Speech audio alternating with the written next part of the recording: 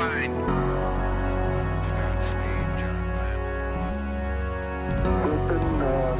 Tranquility Base here. The Eagle has landed. Rocket Tranquility, we copy you on the ground. New possibilities are opening up for scientific cooperation between countries. 1-0-0. Liftoff. Americans return to space as Discovery clears the tower. Discovery, go and throttle up. Discovery, roger. Go for deploy. Everybody in the shuttle program, the crew is go for launch. Roger. Nice to be in orbit. We have followed in their footsteps to get us where we are today.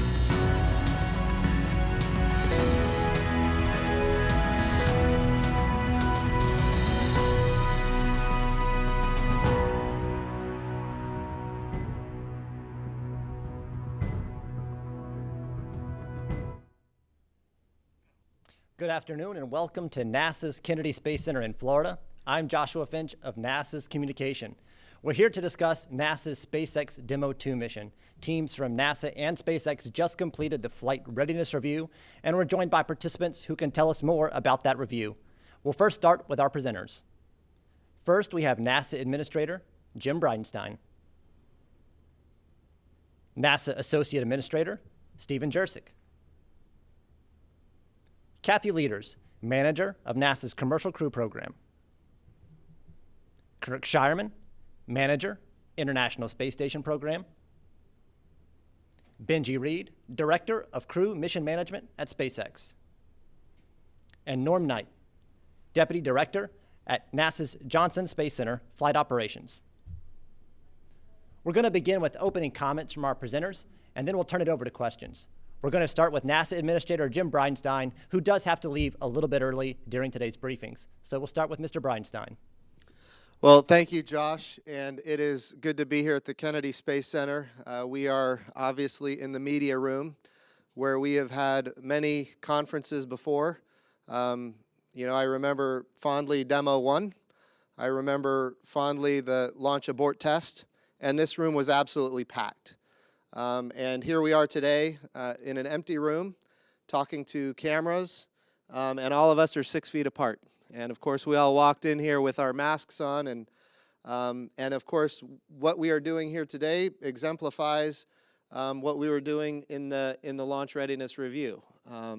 So these are different times, but it is also a time when we need to be doing amazing things as a nation and inspiring the entire world, and that's what we're doing. The flight readiness review is complete. We have another milestone under our belts. It was a good review, great discussion.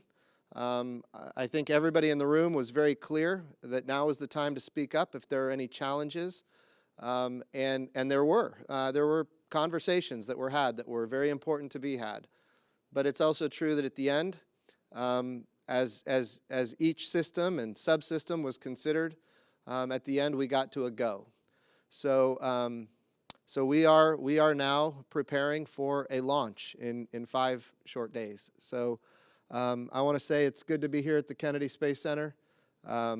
There's a lot of work left to do. The rocket is on the pad, and we've got a static fire in front of us, or I should say a hot fire in front of us, as well as a lot of checks to do. But the launch readiness review was good, and we are a go.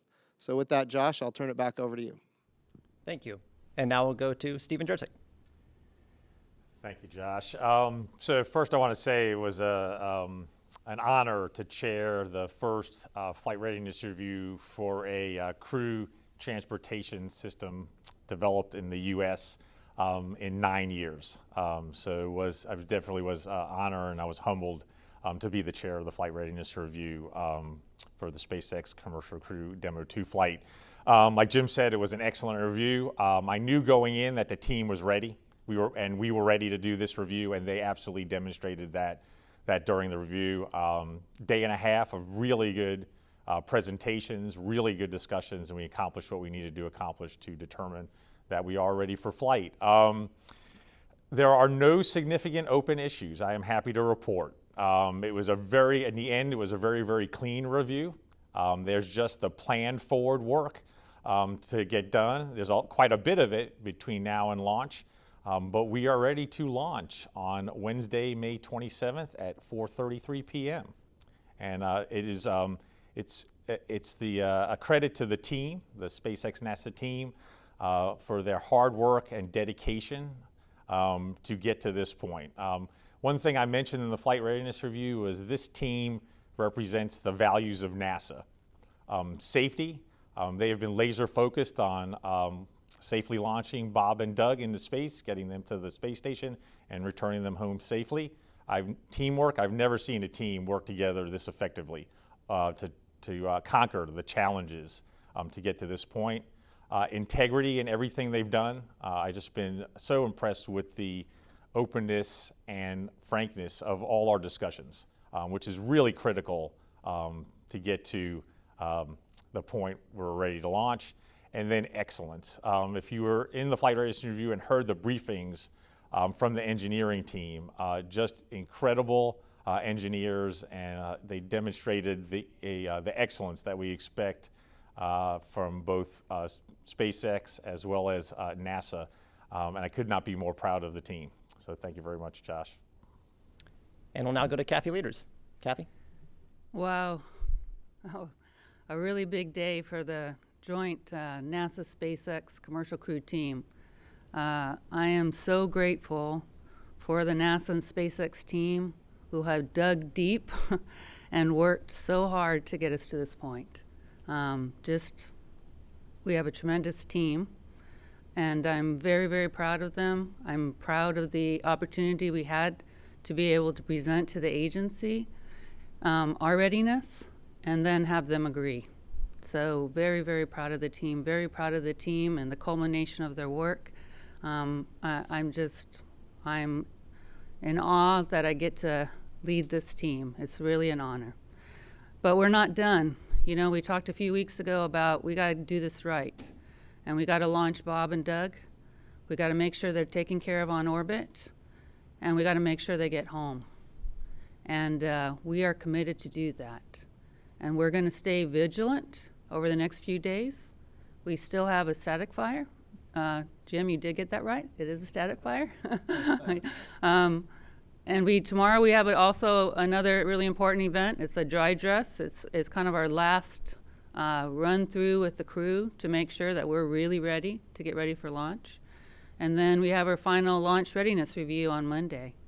So I'm really proud of this team. We're going to take it one step at a time, and we're going to still fly when we're ready. But thank you to my whole team, to the NASA team, to the SpaceX team, to the ISS team that has helped us get this far. And we'll now go to Kirk Shireman. Good afternoon. It's a great pleasure to be here. I'm very excited to have been able to participate in this review. So much like we have the preparations Kathy was describing here on the planet, I can tell you there's great things and preparations going on orbit. So last Wednesday, JAXA launched the HTV, and so as we're conducting our review here, the HTV is rapidly catching up to the International Space Station and will be arriving to the ISS on Monday. So just a few days before Demo 2 launches, it'll arrive to ISS. It'll be grappled by Chris Casti, and by the time Demo 2 arrives, it'll be part of the space station. I had a chance to talk to the on-orbit crew, so Chris, Yvonne, and Anatoly Wednesday, just a few minutes really before I left to come down here to the Kennedy Space Center. I can tell you those guys are very focused, very excited, and are preparing for having Bob and Doug arrive on orbit. So great preparations going on orbit. And finally, coming home, we'll bring home Bob and Doug safely, but we're also counting on bringing home some experimental results on the Dragon too. So a great test flight, but also the ability to make use of that vehicle to bring home some experiments that have been on orbit for a while. So looking forward to that opportunity. So this year we're celebrating 20 years of having humans living and working in space, and we're very, very much excited to have the first humans launched to the International Space Station since July 8, 2011. So July 8, 2011, last time humans left the planet here in Kennedy and the Kennedy Space Center and went to the International Space Station. Very much looking forward to next week, having Bob and Doug on orbit, continuing human presence in National Space Station, learning and exploring. So with that, it's my great pleasure to introduce to you Benji Reed, director at SpaceX and a good friend. He and his team have worked tremendously over the last few years to make us here today. So, Benji. Thank you very much, Kirk. You know, it is, use the word they're friends, and I think it's important. You know, we're not just colleagues here or even just partners. Over the years, we've built friendships. But in those friendships, we hold each other accountable. It's an honor, the responsibility that we carry jointly with NASA and our friends and partners and our company at SpaceX. And it's a sacred honor. And those are meaningful words when we say that. Our job is to carry Bob and Doug to the space station, hand them to Kirk, let them do what they get to do on space station, help keep the space station running and safe, and then we need to bring them home safely back to their families. As we like to often mention, you know, they are dads. They've got families back home, and it's just as important as we're all taking care of each other through these interesting times. We're needing to take care of the crew and bring them home. And again, on that sacred journey together, we all are holding each other accountable. And as Kathy said, there's more to do. Today we got to go, and it was a monumental and incredible journey to get to today's review. But we still have our static fire this afternoon, our dry dress, as Kathy mentioned, tomorrow.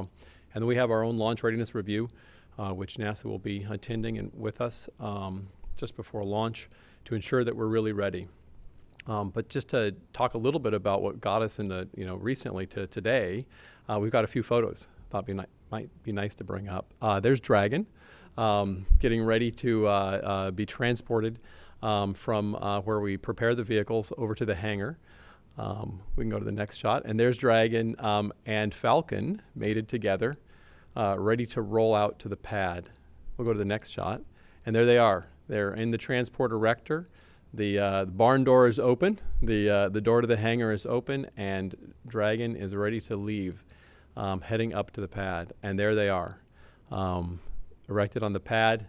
The crew arm there has moved into position. It's attached to or against the Dragon now, and we're ready. We're ready to go into static fire now in just a little bit, about an hour and a half from now. We talk a lot about the whole mission. Today we got to go to launch, but really it's a go to the mission. There'll be lots more data, lots more reviews in the next few days. There'll be constant vigilance and watching of the data and observations as we go through the mission. There'll be other reviews and conversations to make sure we're go for each aspect, including go to come home. But really, we always need to think about this as an entire mission, and again, bringing Bob and Doug home safely. And to that end, I think we've got a new video that we've pulled together to show our parachutes and a new compilation of all the parachute work that we've done.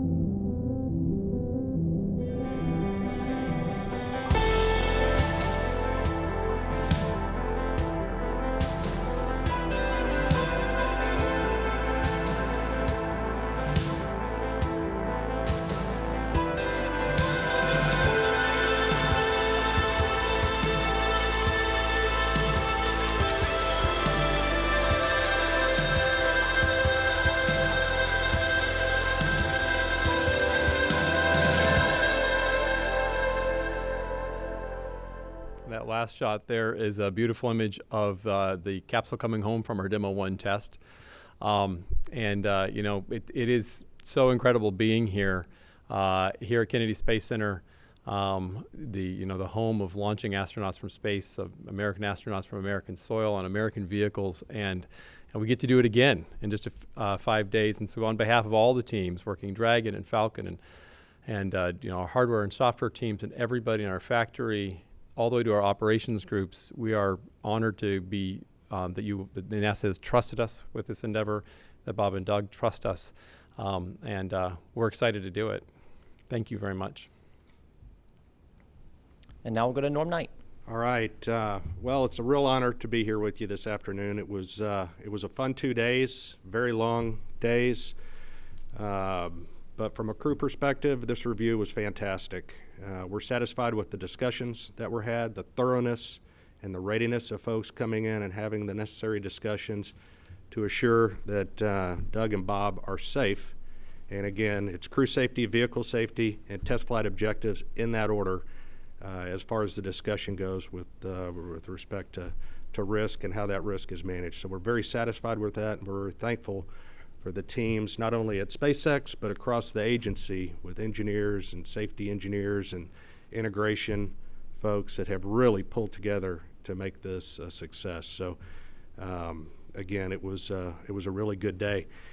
But it didn't just start with this review. It was really a journey that, again, friendship and partnership with SpaceX that started many years ago, and the astronaut office has been actively involved with SpaceX. It was a joint test team that was formed to embed the astronauts and our team members in with SpaceX to work together, to work in the development, to work into the human factors, and to make sure that the training was done and conducted in a joint manner so that we can again, meet those objectives of crew safety and vehicle safety.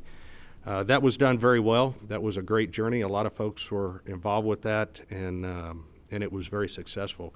The trust that was built with these teams over many years will pay infinite dividends, because that trust, I call it the fabric of trust, is what holds us together as teams when things get stressed and strained and we're working issues and anomalies and getting ready for flight test readiness reviews and things like that. That's what's going to hold us together for this, and that's what's going to hold us together throughout this whole mission, from the time the crew leaves astronaut crew quarters to the time that they are returned and safely touch down and return back to their families. That is all of our objectives, whether you're from SpaceX or NASA, is get the crew back safely. Today was also another great milestone, really, in the continued journey and road that NASA is paving for human exploration. And it's great. It dovetails right in with Artemis, and it's part of this overall objective of NASA paving a road that our commercial partners are going to travel upon as we go forward. So very exciting. Give you a quick preview of the crew schedule as we go forward. Tomorrow's a big day, as Kathy said. It's the dry dress. The crew will get up in the morning around 8 a.m. and start doing dry dress preparations. They'll get some briefings. They'll suit up. They'll head to the pad, and it'll be a dry dress and a practice run and prep for launch. So we're very excited with that. The culmination of that will be a debrief. They'll head back to the astronaut crew quarters where they've been in quarantine and start getting prepared for additional training and launch preps. So with that, again, it's an honor to be here. Thank you, Norm. And I believe that's about the time that we have today with Administrator Jim Bridenstine. Thank you for being with us for opening comments. And we're now going to transition over to taking your questions. You can take questions using the hashtag AskNASA. And then, of course, we have media dialed in on the phone bridge. So we'll start with our first question from Michael Sheets. Michael? Hi, folks. Thanks again, as always, for hosting this. I'm really curious in the length and thoroughness of this review that we did the last 2 days. Aside from the technical takeaways, what should people understand about what this panel together concluded in preparation for Demo 2? Is this a spacecraft that NASA has deemed human rated? Is that the broad takeaway? And how do people who aren't maybe as savvy with the industry should understand this means in preparation for the launch? Okay, so first and foremost, this was a readiness review for the Demo 2 launch. So we went over, like Mr. Bridenstine discussed, all the systems on the spacecraft, on the launch vehicle, on the ground, and ensured that all the issues had been closed satisfactorily, and they were. In fact, all those issues were closed out prior to the review. All the waivers, all the deviations, all the requirements verifications, all of that was done prior to the review and closed out by the program, both NASA and SpaceX. So it was a very successful FRR for Demo 2. It also was an interim human rating certification review. And what I mean by interim is that we validated that this system meets the human rating certification requirements for the Demo 2 mission. And those requirements feed forward to future missions, including the Crew 1 mission.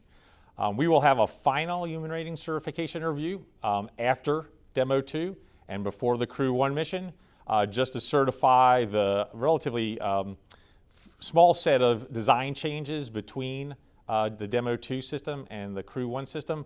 And at that point, we'll deem the system human rating certified.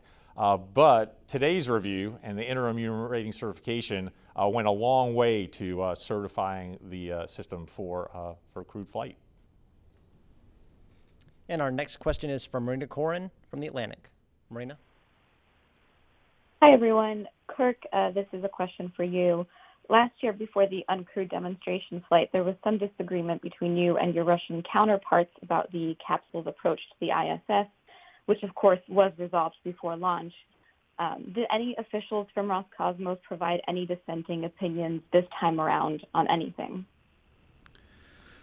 Well, Roscosmos actually was part of our review for the last 2 days. So Roscosmos, a number of our Russian colleagues participated, and they participated from Moscow. So while they were long days for us, they were actually long nights for our Russian colleagues. By the way, our Japanese colleagues participated from Japan. So quite the marathon for many of us. But our Russian colleagues work with us in that interim between Demo 1 and Demo 2. We've had countless discussions with them about all the requirements, about all the waivers that we've taken. And so we went through all those, technically explained to our Russian colleagues, answered their questions.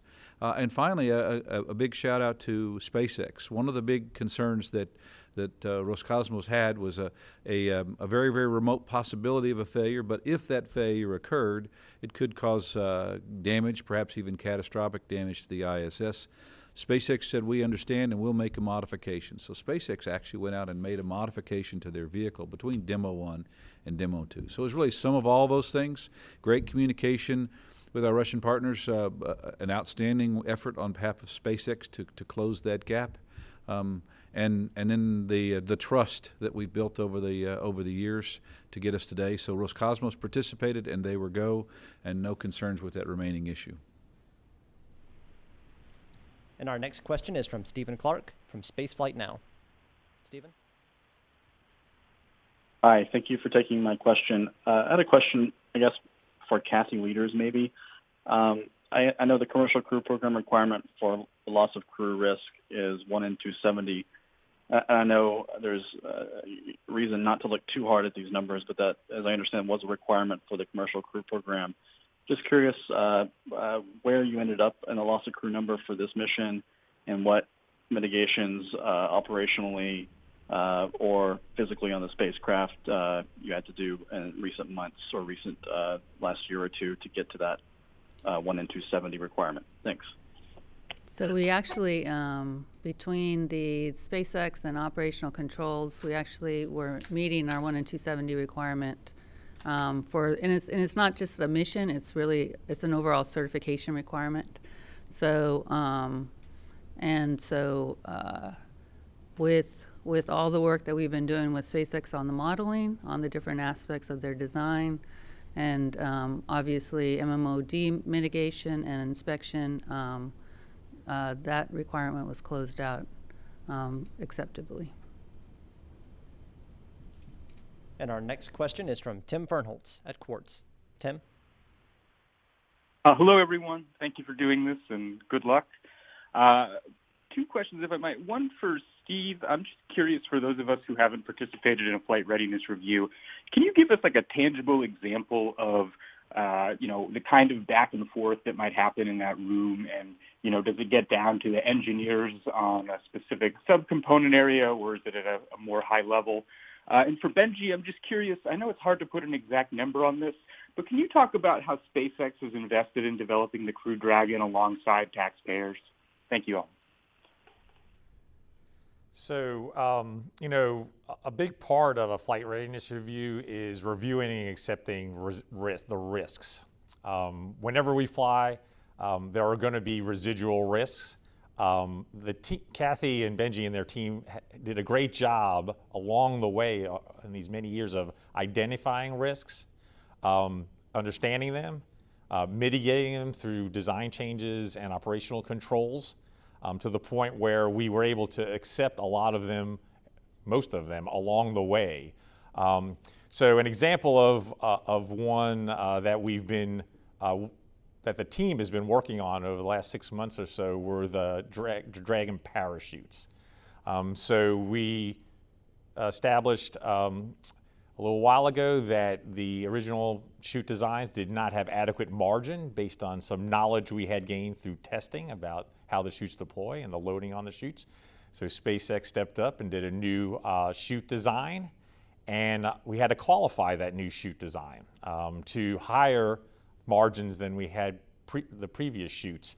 The NASA SpaceX team did an amazing job laying out a test program and executing that test program. However, it's fewer tests than we normally would see on a parachute qualification program. So we took a long time and a couple of presentations during the review to have the team walk us through the design, the changes, the qualification testing, and the margins on the chute to make sure that everybody was good with how those chutes were qualified, and we had very high confidence that they will function as we need them to when Bob and Doug return from the International Space Station. And our next question is from Eric Berger, Ars Technica. Eric. Hi, good afternoon, everyone. Thank you for doing this.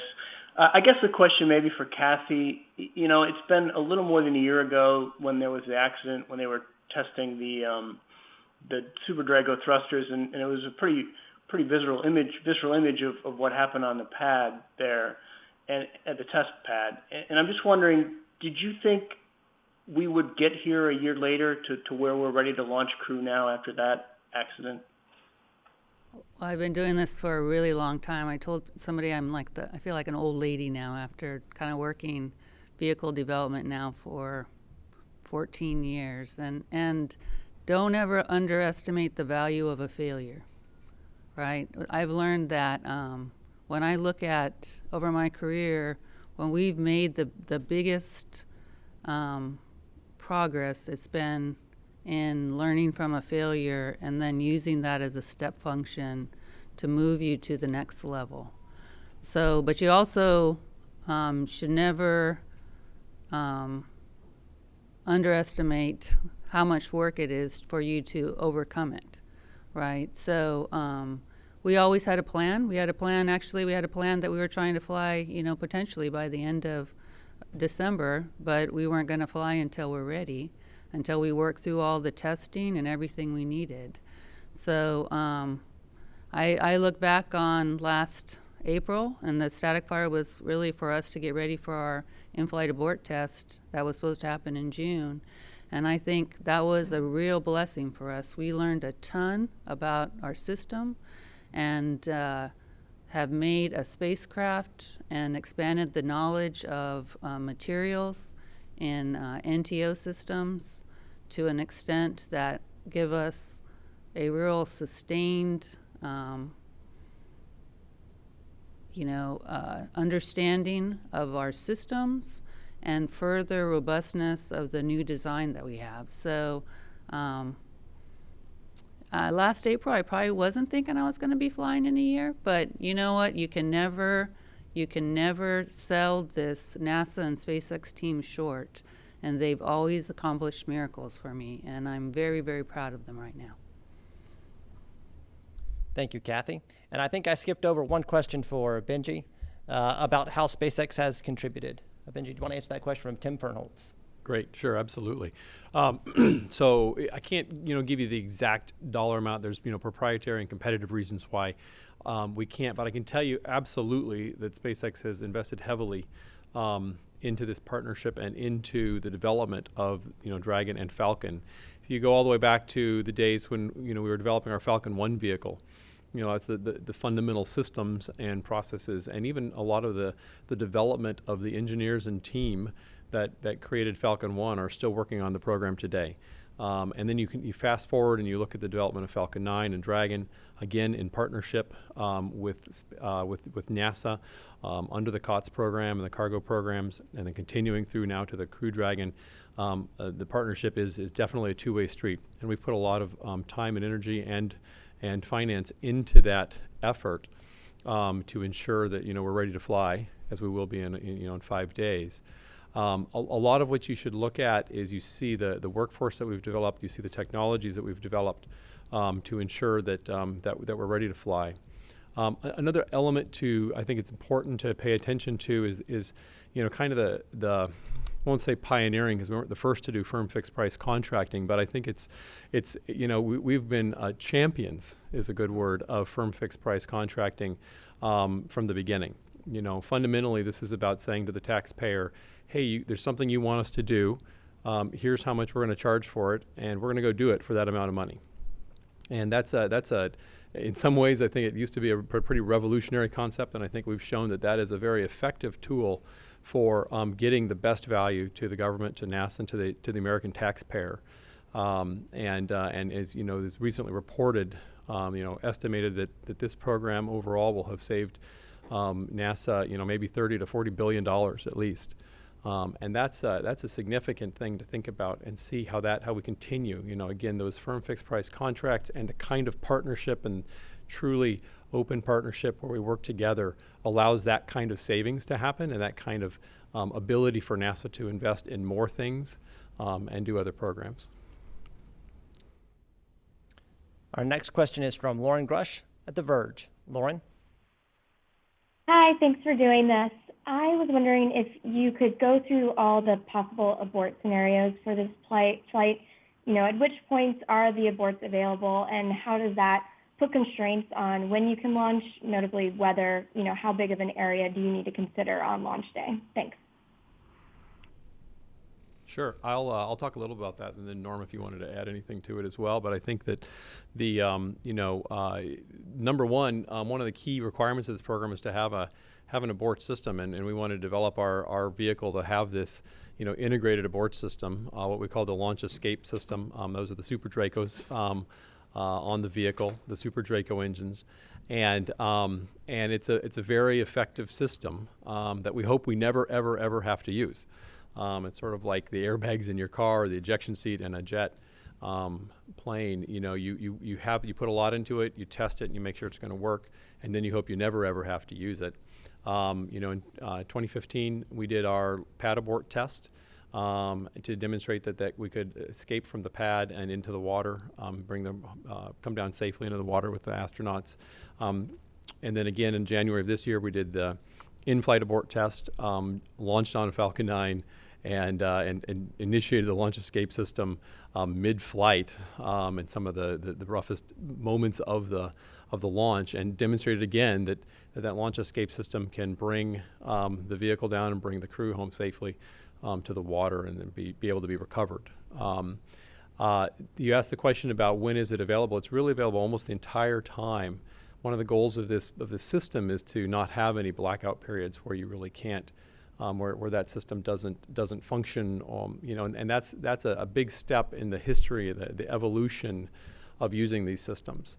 And a good example of that, a little while back, on one of the Soyuz launches, they needed to use the launch escape system, and it worked great. And that was, but the part of flight where they needed to use it was actually something that they had been expanding into. So over time, they had continued to improve that system in the same way that we've been charged to do the same thing on our system to ensure that you can cover all of the path of flight.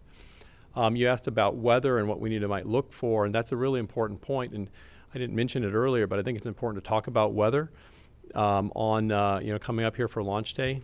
It looks really nice outside today, But we're always monitoring a lot of things, and it does have very much to do with the launch abort system on Dragon 2. So when we're normally flying a Falcon mission, say with a satellite fairing mission, we're monitoring a lot of different things. We're looking at ground winds, we're looking at lightning, we're looking at upper atmosphere winds along the ascent trajectory. But it's focused particularly on the Falcon, and we'll be looking at all of those and the same kind of thresholds to call off the launch. For Falcon, we'll do that the same for the crew missions. But now we need to add into that all of the weather along the entire ascent track where we might need to escape the crew, abort the crew off of Falcon. And it's really, there's 50 points where we're monitoring weather, over 50 points actually, where we're monitoring weather all the way along the ascent track, which means from here in Florida all the way up the eastern seaboard of North America, United States and Canada, and all the way over basically to Ireland across the northern Atlantic.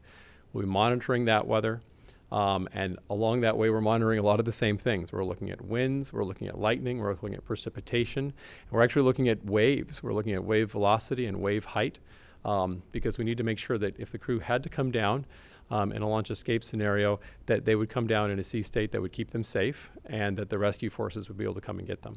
Again, we hope we never have to use that, but we're monitoring all of those parameters as we go along, and we don't launch until we know that we're ready. And our next question is from Leo Enright at Irish TV.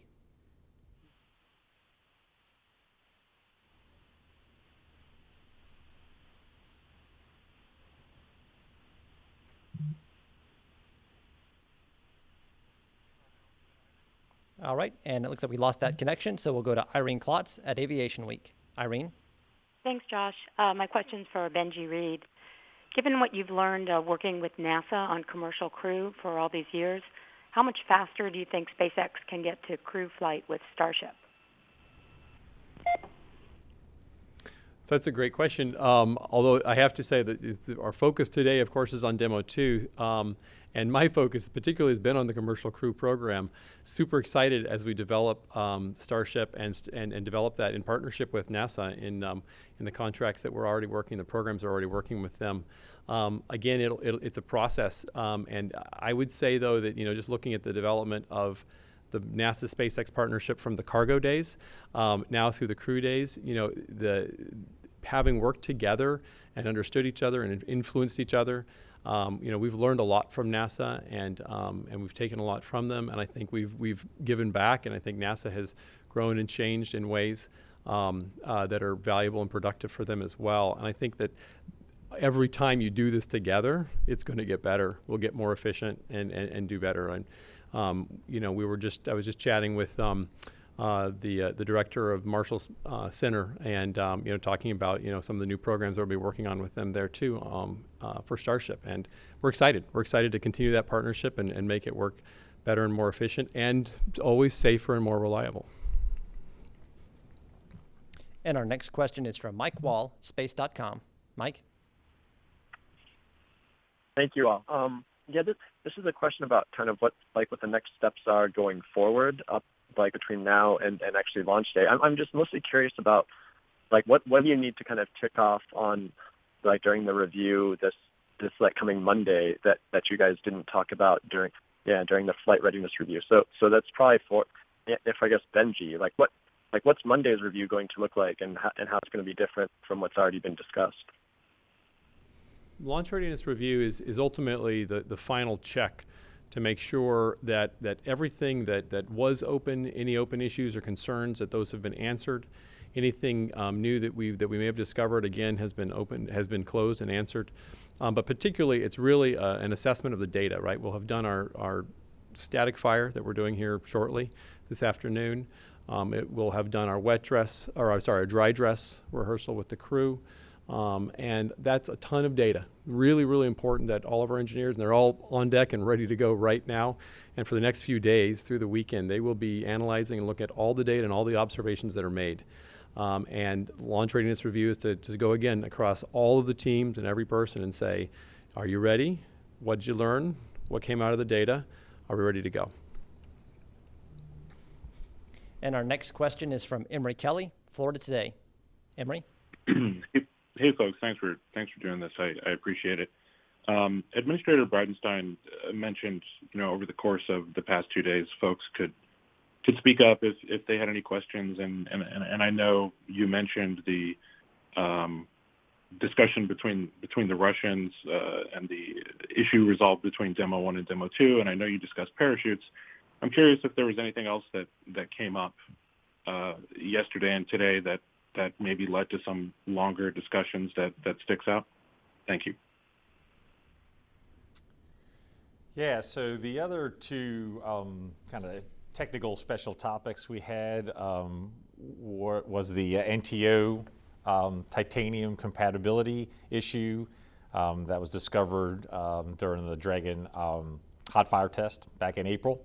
Also a tremendous amount of work done by the NASA SpaceX team to understand that and to figure out how to mitigate and control that hazard, and a lot of questions to just understand where we were and make sure that we were ready to accept that risk, the residual risk there for the Demo 2 flight, which we are. Again, I cannot tell you the amount of testing that was done by the White Sands test facility team and the SpaceX team in McGregor, particularly the SpaceX team in McGregor. Over the past few weeks, this has done a tremendous amount of testing, and that testing gives us confidence that we have a system that's going to perform, and we'll have that abort capability that Benji was discussing earlier. Another one was a more late-breaking issue, late-breaking within the next month or so, not days, but late, on performance shortfall of the fire suppression system. So the team, it's a system that suppresses any fire underneath and any equipment or anything on the floor of Dragon, underneath the floor of Dragon. And so the team again analyzed both the hazards there as well as the ability of the system to suppress a fire. We deemed the risk to be very low there. And so we were able to review that data and that great work done by the team and accept that risk. So a couple examples of technical issues that had been closed out before the review, but were reviewed by the board. Lots of questions, lots of back and forth. And in the end, we agreed with the program that with them closing those issues, and we were ready to proceed. And our next question is from Jeff Faust at Space News. Jeff? Yeah, good afternoon. Actually, just to sort of follow up on the previous question, there's discussion that there's still some open work left to do to tie up loose ends before the launch. Can you give some examples of some of that open work that still has to be done between now and presumably the launch readiness review on Monday? Thanks. So I think, we mentioned the open work. There's final checkouts on the spacecraft that happen, like prior to final hatch closure. That's normal, standard work. We already mentioned the big event. The big event, obviously, static fire today, making sure the launch vehicle, final checkouts on the vehicles are done. Going through and doing dry dress. I mean, like we already talked about, dry dress and making sure that whole system for delivery of the crew to the pad, working through all those pieces, making sure everything's working, days before the launch. That's all normal open work. And then doing the job of going through all the data out of the tests. We'll be working Saturday, Sunday, Monday, Tuesday up to launch day to make sure that we're still checking everything out. I talked a couple weeks ago about continuing to dot the I's and cross the T's, and that's the kind of open work we're talking about right now. And our next question is from Dave Mosier at Business Insider. Dave?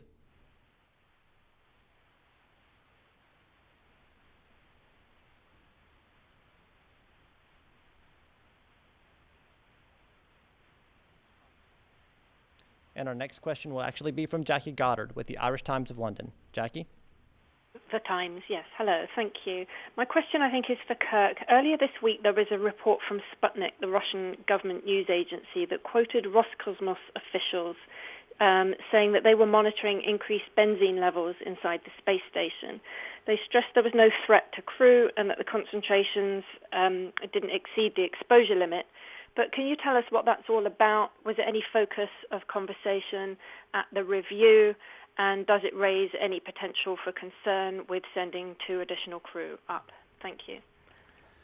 Well, what's going on in the Russian government, I'm not the right person to ask. I think Roscosmos would be the right group to ask. I can tell you that we work very closely with our Russian partners. I speak to them, if not daily, certainly weekly. We actually have some people in my organization who live in Moscow, and so we're very, very close. Great partners. There has been no discussion about any change, any immediate change in the work that they're doing. Certainly no increased risk to the crew today as a result of any of this. So I'm not concerned at all about that. I think maybe what they're referring to might be longer-term decisions that the Russian government and the Russian Space Agency could make, but that would really be a question for them. So the Russian crew, I actually spoke with Ivan and Anatoly on orbit this week, and they're very excited about having 2 more crew members come up there. The ISS is in great shape. The crew on orbit's in great shape. I know the crew here on the ground, you guys just talked with them, they're in great shape. So I think the vehicle on orbit's ready to go, and we're working to make the vehicle here on the ground ready to go. Great. And our next question is from Antonia Amarillo with Florida Today. Yes, hi. Thanks for taking my question. I was wondering, why does it take Crew Dragon 19 hours to reach the International Space Station when it only takes Soyuz 6 hours? And can Crew Dragon, get there to the space station quicker? And if so, why hasn't SpaceX and NASA decided to do that? Thanks. You bet. Absolutely. I mean, it's about orbital mechanics. It's about when you launch, right? There's phasing that you have to do to get to the space station, and so you look at the different launch opportunities, again based on weather and a whole number of other factors, and you determine when's the best time to launch, and so you set up a number of launch opportunities, days and times, and some of those launch opportunities require more phasing time, and some of them require less. And so on the 27th, it's about a 19-hour phasing, but then on other days it would be less, other days it could be more. So it really just depends on the launch. It's the orbit of space station and the time of day and time of year that determines that length of time. I will just add one more thing. This is a test flight. We talk about this launch, but this is a test flight, right? And so we could have picked different launch days that had different phasing opportunities, right? But there's also checkouts that we're doing along the way. So we kind of picked a day that would also, a phasing opportunity that would give us the time to be able to do those checkouts along the way, because this is a critical test flight. Bob and Doug are going to get to test fly the vehicle and check it out and make sure that first time people are going to be in a SpaceX vehicle and get to kind of take it out for a test run there and make sure that before it's certified that the design is working. So this is a really, really important flight for us. We got 2 great test pilots in there, and they're going to be checking out the vehicle. And if I could add one more thing, the Soyuz was designed in the 70s, started flying in the 80s, and the norm has been 34 orbits, or really 2 days for the Soyuz to get to International Space Station. It's only been in the last three and a half years that they started going to, instead of 2 days, to get to 6 hours. And so I'm counting on SpaceX to accelerate the time in the next 20 years. So, Benji, I'll say Kathy makes a really good point. One of the cool things that and we're going to work on that, Kirk. And I hope it's a lot sooner than 20 years. Is Bob and I are going to get a chance to try sleeping on Dragon, and that's a really good point. And another thing about the crew is that they have taken to heart as test pilots the importance of their work to ensure the readiness of the vehicle and the system and the program for future crews. To them, in their mind, was always, is this the right, safe, reliable system for anybody to fly in, but also to make sure that their colleagues in the crew office would be able to continue to do exactly what they want to do. So they're testing it out not just for themselves, but for all future flights. And that's exactly right. It's one of the reasons we want to make sure they got to sleep on board. They got to, eat meals and do all that kind of cool stuff while they're on board Dragon. Yet trying to get them to station as quickly and safely as possible. And our next question is from Jackie Waddles at CNN. Jackie? Hey, folks. Thanks so much for doing this. My question is for Steve.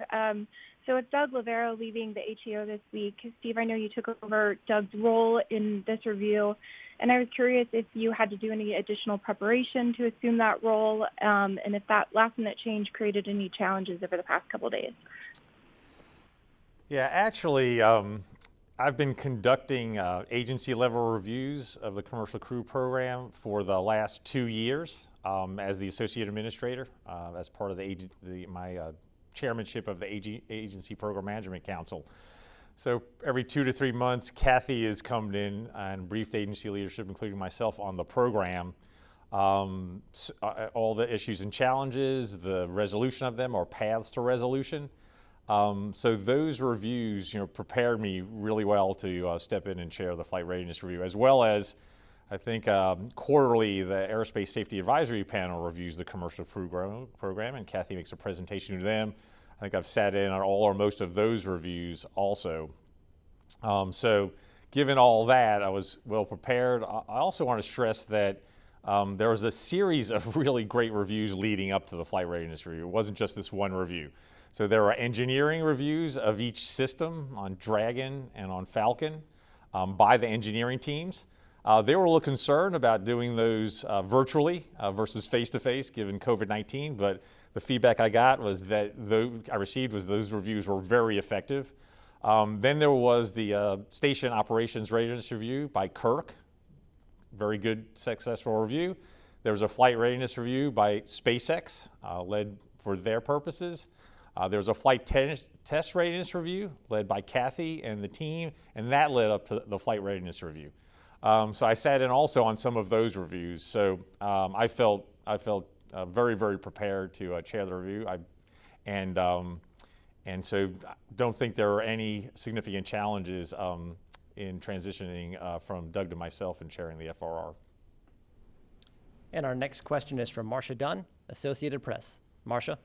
Yes, hello. I'd like both SpaceX and NASA to address this.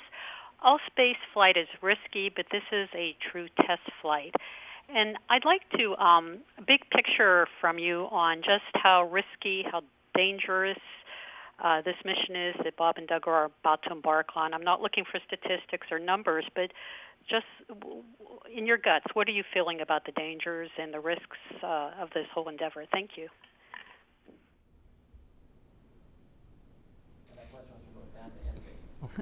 Well, there's lots of people that are NASA and SpaceX. Well, Marcia, it's really hard as a program manager because my job is to buy down risk, right?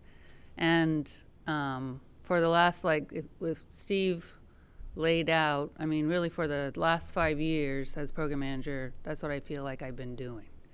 So right now, we are trying to identify any risks that we know of that's out there and continue to look at risks and buy them down. But we also can't fool ourselves. Human space flight is really, really tough. It's why we continue to look for risks and do additional assessments. And we never feel comfortable because that's when you're not searching, right? So I think, we talked today about staying hungry. And so we're going to stay hungry, and we're going to stay hungry till Bob and Doug come home. But I've thought of every single risk. We've been sitting here scouring, our teams are scouring and thinking of every single risk that's out there. And we've worked our butt off to buy down the ones we know of. And we'll continue to look and continue to buy them down till we bring them home. Kathy said it very, very well. And, it is tough. Space flight is hard.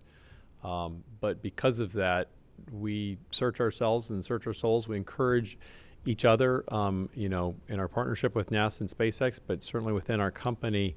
We encourage everybody to look over each other's shoulders. We say, challenge each other all the time. Don't take offense when people challenge your work. We encourage it. We are in the kind of the period right now of the final preparations for flight, but also where the majority of the engineers and people in the factory and everybody who've been working on this all of these years, they're now kind of into a period where they're doing their triple checks and quadruple checks. They're looking under every stone and turning over every rock just to make sure that we're really ready to go. And we have a standing policy in the company that anybody can raise an issue. Anybody can raise a risk. We have systems in place that actually allow anybody in the company to open a risk, what we call risk tickets, to open up an issue, to say, okay, I'm worried about something. And they have a direct line to senior leadership to say, hey, I'm worried about this up to the moment of launch. Bottom line is it's tough, but we won't launch until we're ready. And we will listen to the data and we'll listen to the people. And our final question will be from Joey Roulette at Reuters. Joey? Hey, thanks so much for doing this. This is for Kirk Shireman or anyone else. Kirk, you mentioned the role international partners played.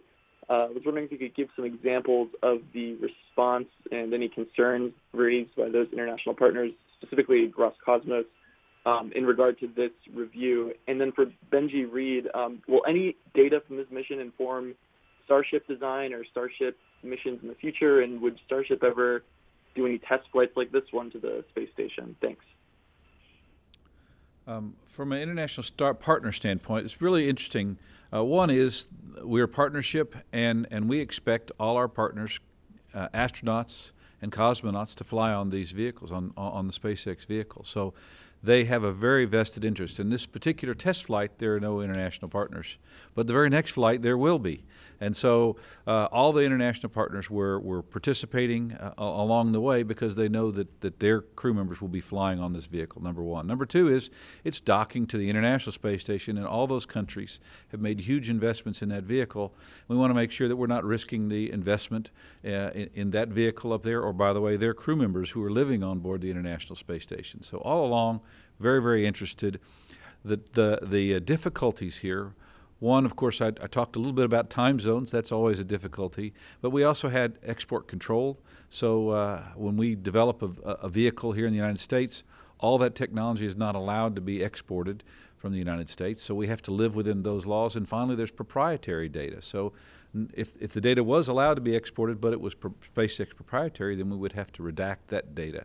So we conducted these discussions with our international partners along the way, answered their questions, assured them that their crew members would be safe, all the while meeting the U.S. laws on export control and honoring the proprietary data from SpaceX. So the fact that we did that and all the partners were part of this review, were part of all this work, and we're ready to proceed is really an amazing thing.